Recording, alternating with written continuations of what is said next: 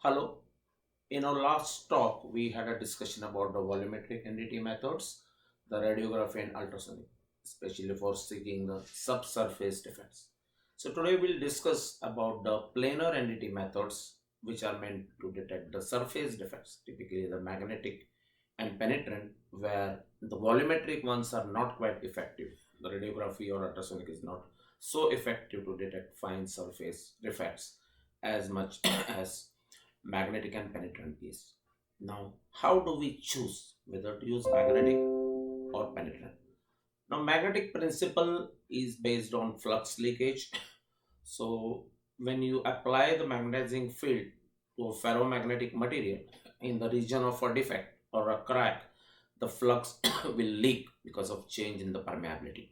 And this flux leakage will be dependent on the size of the defect, its depth, volume, and obviously the direction of the crack or the defect should be as far as possible normal to the direction of the field, or at least up to 45 degrees, within 45 degrees, so that there is sufficient flux leakage. And then we apply the ferromagnetic powder and we see the indication. So one limitation, the material must be ferromagnetic, like iron, cobalt, nickel, and gadolinium. That means it must be attracted to the magnetic field. So we can use magnetic particle testing on off-static stainless steel, although we use the word stainless steel commonly, but there are different kinds of stainless steel.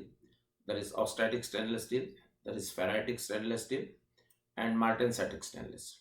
So off-static stainless steel being non-magnetic, we cannot use magnetic particle testing on off-static stainless, but we can use it on ferritic or martensitic. So we can't use it on aluminum or copper or any other non-ferromantic materials. This is a limitation. And penetrant principle works is based on capillary action. That means we apply the penetrant will be drawn into a crack, which actually is just like a capillary tube. So this again depends on surface tension, and the time that it takes, what we call as dwell time, depends on viscosity and also the type of defects, how tight the defects are, and the volume of the defect. So all these factors come. So obviously the limitation of penetrant now is the defects must be open to the surface. But the advantage, I can use penetrant on any material. I can use it on metals, non-metals, composite, glass, ceramics, anything. So there's no any limitation like magnetic particle testing. But the surface should be smooth and non-porous. When the surface is rough or it's porous, you'll see excessive background and you will not be able to discern the indication of the defect. So penetrant, the defect must be open to the surface, which is not a requirement in magnetic. Magnetic, we can also seek subsurface defect. So again, we have to see the cleanliness is again important, and whether or not the surface is smooth or rough. Now, if the cleanliness is not optimum, especially for ferromagnetic, obviously we'll go for magnetic. We cannot use penetrant because the defect may be filled with the debris or the grease. So magnetic doesn't make any difference because it is just by flux leakage. So even if the defect is filled with any contaminant, still you have the flux leakage there and you can see the indication. So which is not the case with penetrant. So penetrant again is dictated by the surface finish. As I said, the surface should be smooth, and rough surface it will give background. Both can be utilized on all positions. That means you can use it on overhead, vertical, horizontal, any position except dry powder. When you use magnetic in dry powder, it restricts the use in vertical and overhead. And also you cannot use it effectively outdoor where there is breeze, where the dry powder will be blown out. So this is general. Now, if depending on the kind of defects also we have to decide what exact technique we can utilize. For example, if you are seeking very fine shallow defects in magnetic, you have to go for AC wet, because AC has a skin effect. It is more effective for detecting the surface defects, and wet will allow you to have very fine ferromagnetic particles, because sensitivity to fine defects increases as the particle size decreases. The medium that you apply, if the particle size is less, you get better sensitivity. On the other hand, for penetrant, if you are seeking a defect typically on the rough surface, I would go for water washable. This suits well water and also for large quantities of work. But if the surface is very smooth and relatively less amount of work, then my preference would be solvent removal, because you have to physically clean it. And also post-emulsifier, if you have sufficient quantity, if it is mass production, then it is worth going for post-emulsifier, because it involves a lot of tanks and other things, so I cannot utilize it for just small piece of work.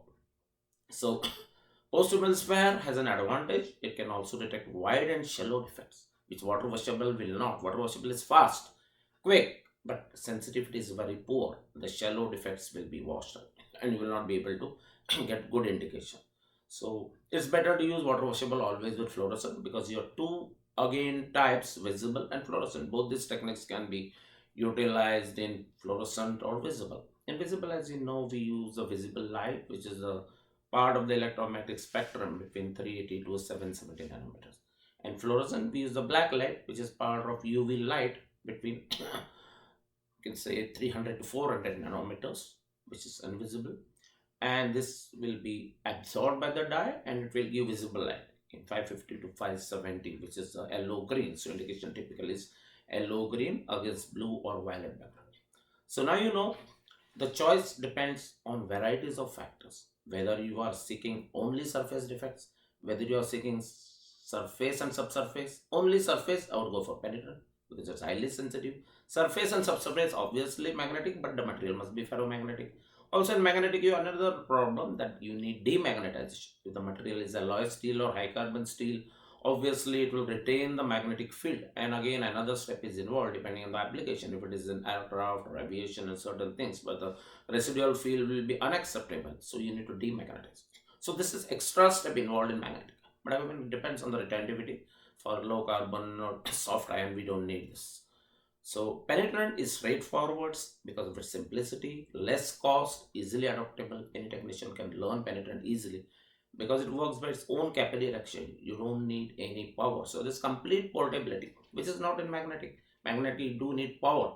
You need battery operated or yokes, etc. are available now. So you can use yoke or you can use prods, but then power is required. So slight restriction on the portability part. So if you want to do inspection and remote spot checks, penetrant is more suitable.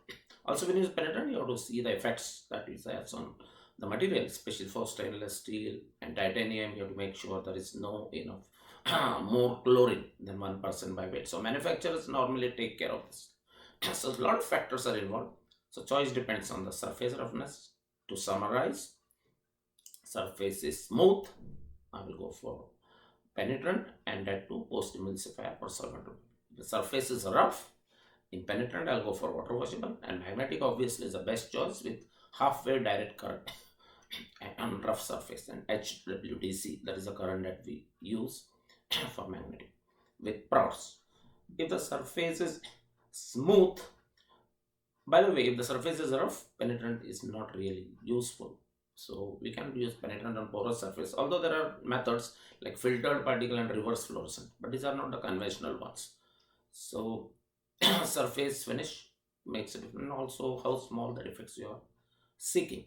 So for small defects, you go for wet method with AC if you are seeking the small shallow surface defect. If you are seeing the large ones, then you can go for HWDC and then dry. And for penetrant, obviously, for very small defects, obviously you can go for post emulsifier, which is highly sensitive. Water washable will not give very shallow indications, they will be washed out. So sensitivity wise, post emulsifier and solvent removal are on top. Water washable is not, it's only fast. And magnetic is pretty fast, so yoke is more adaptable and convenient.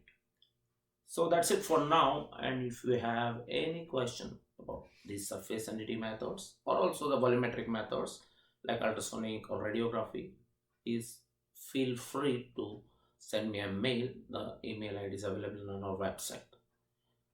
Thank you.